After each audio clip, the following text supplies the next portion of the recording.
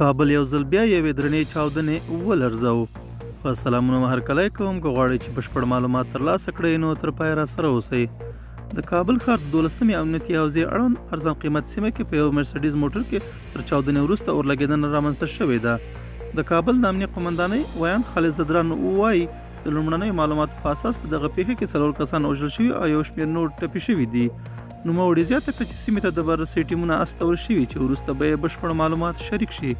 ښاغلي زدران وویل چې کیدای شي دغه چاودنه د ګاز ډبې له امله رامنځته شوې وي.